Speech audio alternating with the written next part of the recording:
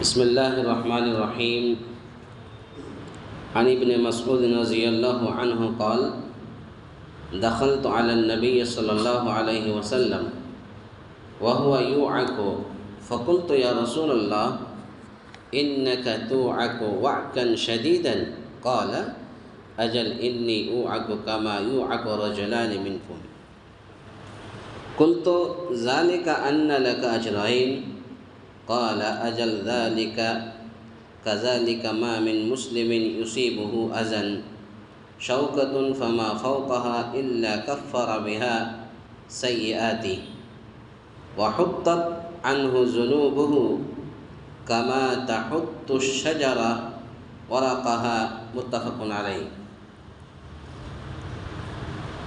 حضرت عبداللہ ابن مسعود رضی اللہ تعالی عنہ بیان کرتے ہیں کہ میں نبی کریم صلی اللہ علیہ وسلم کی خدمت میں حاضر ہوا جبکہ آپ کو بخار تھا۔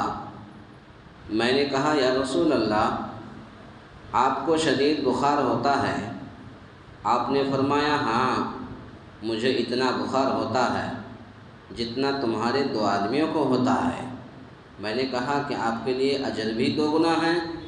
آپ نے فرمایا ہاں یہ ایسا ہی ہے، جو بھی مسلمان اس سے کوئی تکلیف پہنچے، کانٹا لگے یا اس سے بڑی تکلیف آئے تو اللہ تعالیٰ اس کی وجہ سے اس کی برائیاں دور فرما دیتا ہے اور اس کے گناہ اس سے اس طرح گر جاتے ہیں جیسے درخت سے اس کے پتے گرتے ہیں، جس کا مشاہدہ پتا جھڑ کے موسم میں ہوتا ہے۔ اس حدیث کو امام بخاری اور امام مسلم رحمۃ اللہ علیہ نے اپنی اپنی حدیث کے اندر نقل کیا ہے۔ تو پتہ چلا کہ انبیاء علیہم السلام کو زیادہ تکلیفیں آتی ہے۔ اللہ رب العالمین نے سب سے زیادہ اگر کسی کو آزمایا تو جناب محمد رسول اللہ صلی اللہ علیہ وسلم کو آزمایا۔ اللہ رب العالمین نے اگر سب سے زیادہ کسی کو آزمایا تو نیک لوگوں کو آزمایا۔ اللہ رب العالمین نے سب سے زیادہ اگر کسی کو آزمایا تو صحابہ اکرام کو آزمایا۔ اللہ رب العالمین نے اگر سب سے زیادہ کسی کو آزمایا تو تابعین کو آزمایا، اس کے بعد تبع تابعین کو آزمایا، اس کے بعد بڑے بڑے محدثین کرام کو آزمایا۔ یعنی گویا کہ اللہ رب العالمین جو نیک ہے، صالح ہے، متقی ہے، 5 وقت کی نماز پڑھتا ہے، اللہ کو ہمیشہ یاد کرتا، ایسے ہی لوگوں کو اللہ تعالیٰ زیادہ آزماتا ہے۔ اور آج تک بھی آپ دیکھ لیجئے جو لوگ نیک ہیں وہی لوگ بیمار میں مبتلا ہیں تو ایسے لوگوں کو اللہ تعالیٰ زیادہ آزماتا ہے۔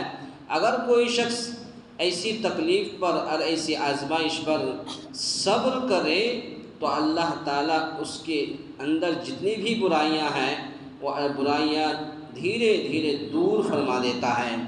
اب بخار کا معاملہ لے لیجئے، ایک انسان کو منیمم 104 ڈگری 5 ڈگری بخار ہوتا ہے، اگر 5 سے 6 یا 7 چلا گیا تو انسان بے ہوش ہو جاتا ہے۔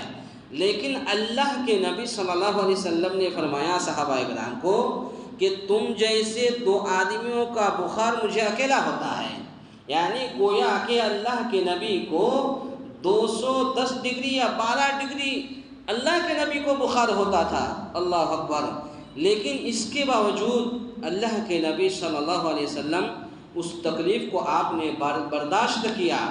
آپ جس راستے میں جاتے تھے کفار مکہ مشرکین مکہ کانٹا بچھا دیتے تھے، آپ کانٹا بھی لگتا آپ صبر کرتے تھے، اور صبر کا فائدہ پھر یہ ہوتا تاکہ اللہ تعالیٰ اللہ کے نبی صلی اللہ علیہ وسلم کے جو گناہیں ہوتی تھی وہ دھیرے دھیرے اللہ رب العالمین وہ مٹا دیتا تھا۔ حالانکہ نبی صلی اللہ علیہ وسلم تو معصوم عن الخطا ہے، اس کے باوجود اللہ کے نبی صلی اللہ علیہ وسلم کہ اگر برداشت کرتے تو اس کی برائیاں کو دور فرما دیتا۔ حدیث کا خلاصہ کلام یہ ہے کہ آج بھی اگر کوئی کسی انسان کو کسی بیماری کی وجہ سے یا کانٹا لگنے کی وجہ سے یا اور کوئی بڑی تکلیف کی وجہ سے اگر انسان اس سے تکلیف محسوس کرتا ہے تو انسان کو چاہیے کہ وہ صبر کرے، اللہ سے دعا کرے، اور اگر کوئی بیمار ہے تو دھیرے دھیرے اللہ تعالیٰ اس کے اندر جو برائیاں تھیں وہ بیماری کی وجہ سے اس کی برائیاں اللہ تعالیٰ دور فرما دیتا ہے، اور اس کے گناہ ایسے گر جاتے ہیں، دھیرے دھیرے ایسے مٹ جاتے ہیں جس طریقے سے درخت کے جس طریقے سے جھاڑ سے درخت کے پتے گرتے ہیں، ایسے ہی انسان کا گناہ دھیرے دھیرے مٹا دیا جاتا ہے۔